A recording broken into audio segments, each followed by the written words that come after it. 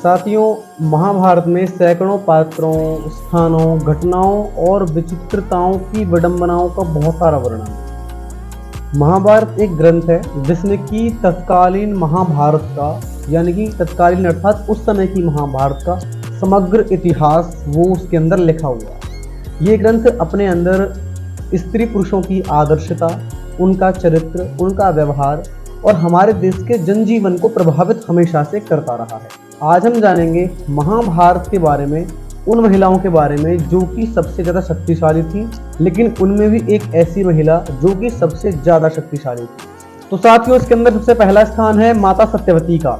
माँ गंगा के बाद में राजा शंतनु की दूसरी पत्नी थी सत्यवती। सत्यवती के शरीर से मछली की ही हमेशा महक आती रहती थी और कहा जाता है कि सत्यवती ही प्रमुख कारण थी जो कि कुरु वंश का नष्ट हो गया। सत्यवती को पाराशर मुनि से हमेशा कुंवारी रहने का वरदान मिला था।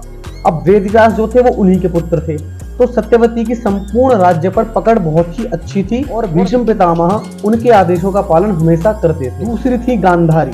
गांधारी की आंखों में अद्भुत शक्ति थी। गांधारी ने ही अपनी शक्ति के बल पर दुर्योधन के अंगों को वज्र के समान बना दिया था, लेकिन भगवान कृष्ण की चतुराई के चलते उसकी जंगा वैसी की वैसी ही हमेशा रह गई थी, क्योंकि भगवान श्री कृष्ण ने कहा था कि माँ के समक्ष नग्न अवस्था में जाना पाप है।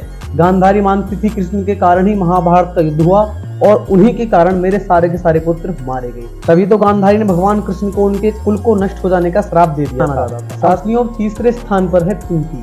कुंती को यह वरदान था कि वह किसी भी देवता को बुला करके उसके साथ में नियुक्त कर सकती थी। इस विद्या को उसने माद्री को भी सिखा दिया था, जिसके चलते माद्री को नकुल और सहदेव नामक दो पुत्र उत्पन्न हुए थे। कुंती के पुत्र कर्ण, युधिष्ठिर और अर्जुन भीम थे। कुंती वासुदेव जी की बहन और भगवान श्री कृष्ण की बुआ थी। ये शारीरिक और मानसिक रूप से बहुत ज्यादा शक्तिशाली थी और इनके सपोर्ट में भगवान स्वयं श्री कृष्ण रहते थे। चौथे नंबर पर है द्रौपदी। कहते हैं कि द्रौपदी का जन्म यज्ञ से हुआ था, इसीलिए उसे याज्ञनी भी कहा जाता था। द्रौपदी को पंचकन्याओं में शामिल किया गया है। पुराणों के अनुसार 5 स्त्रियां विवाहिता होने पर भी कन्याओं के समान ही पवित्र मानी गई है हमेशा। पांडवों से विवाह होने के बाद भी हस्तिनापुर की राजनीतिक के केंद्र में आकर के शक्तिशाली महिला बन बैठी थी। भगवान श्री कृष्ण की भक्ति के चलते ये और भी ज्यादा ताकतवर हो गई थी। सभी महिलाओं में द्रौपदी को सबसे ज्यादा शक्तिशाली माना जाता है। 5वें स्थान पर है भानुमति। दुर्योधन की पत्नी भानुमति युद्ध कला में, शतरंज में और कुश्ती में बहुत ज्यादा पारंगत थी। कहते हैं कि एक दिन उसने कुश्ती में दुर्योधन को भी पटक दिया था।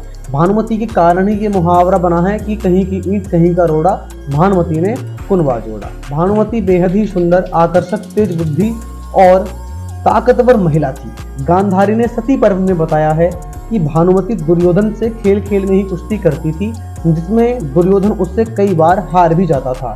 तो साथियों, ये थी हमारी आज की वीडियो। कमेंट करके जरूर बताएं कि आपको कैसी लगी और हमको बताएं कि अगली वीडियो आपको किस टॉपिक से रिलेटेड चाहिए।